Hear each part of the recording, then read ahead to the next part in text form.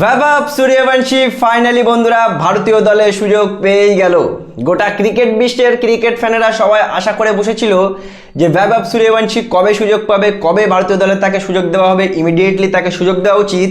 আর এবার সেই वैभव सूर्यवंशी মাত্র 15 বছর বয়সে ভারতীয় দলের হয়ে খেলতে যাচ্ছে ইংল্যান্ড এবং আয়ারল্যান্ডে।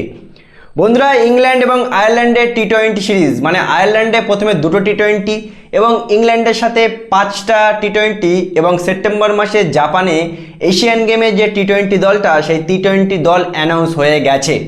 অনেক প্লেয়ার বন্ধুরা বাদ পড়ে গেছে, অনেক প্লেয়ার সুযোগ পেয়েছে এবং ফাইনালি শ্রেয়াস আইয়ারের হাত দ্বারায় নতুন এরা শুরু হচ্ছে। বন্ধুরা, শ্রেয়াস আইয়ার নতুন ভারতীয় ক্যাপ্টেন অফিসিয়ালিভাবে ঘোষণা দেওয়া হয়ে গেছে এবং তিলক বর্মা বন্ধুরা অফিসিয়ালিভাবে সে ভাইস ক্যাপ্টেন, মানে টি-20 বিশ্বকাপ জয়ী ক্যাপ্টেন সূর্যকুমার যাদব ভারতীয় দল থেকে বাদ পড়ল। তার কাছ থেকে ক্যাপ্টেন্সিও নিয়ে নেওয়া হলো এবং তাকে বাদ দিয়ে দেওয়া হলো। সবার আগে বন্ধুরা তোমরা স্কোয়াডটা দেখে নাও।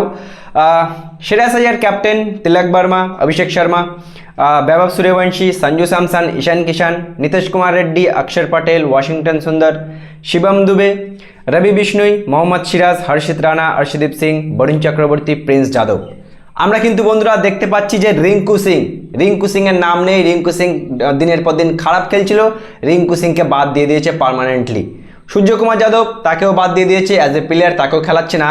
এবং কুলদীপ যাদব সবসময় ভারতীয় স্কোয়াডে থাকতো, কিন্তু সেই কুলদীপ যাদব আইপিএলে বাজে পারফরমেন্সের কারণে এবং টি-20তে সেইভাবে ভালো পারফরমেন্স দেখাতে পারতো না, কুলদীপকে বাদ দিয়ে তার জায়গায় রবি বিষ্ণুইকে সুযোগ দেওয়া হয়েছে। এবং ফাস্ট বোলিংয়ে মোহাম্মদ সিরাজ বহুদিন পর টি-20 স্কোয়াডে জায়গা পেয়েছে। বন্ধুরা, আইপিএলে মোহাম্মদ সিরাজ অনেক অসাধারণ বোলিং করেছে, সেই জন্য সুযোগ পেয়েছে। এবং প্রিন্স যাদব অসাধারণ, আইপিএলে কিন্তু লখনৌ সুপার জায়ান্টস খারাপ করলেও প্রিন্স যাদব অসাধারণ বোলিং করেছিল, সেই কারণেই প্রিন্স যাদবও ভারতীয় দলে বন্ধুরা সুযোগ পেল। কিন্তু সবথেকে ইন্টারেস্টিং, হার্দিক পান্ডিয়া কোথায় গেল? হার্দিক পান্ডিয়ার নাম নেই বন্ধুরা।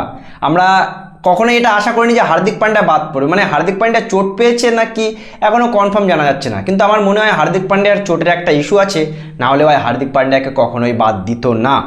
তার মানে আমরা দেখতে পাচ্ছি বন্ধুরা শ্রেয়াস আইয়ারের হাত দ্বারাই ইংল্যান্ডের সাথে এবং আয়ারল্যান্ডের সাথে এবং পরবর্তীতে এশিয়ান গেমে ভারতীয় দল একটা মজবুত শক্তিশালী দল হিসেবে কিন্তু পরিণত হবে আগামী 2028 টি-20 বিশ্বকাপের জন্য। আবার একটা বলে রাখি, জাসপ্রীত বুমরাকে বিশ্রাম দেওয়া হয়েছে আয়ারল্যান্ড এবং ইংল্যান্ডের সিরিজে। সেপ্টেম্বরে এশিয়ান গেমে জাসপ্রীত বুমরা কামব্যাক করবে এবং সিরাজ ওই এশিয়ান গেমটা খেলবে না।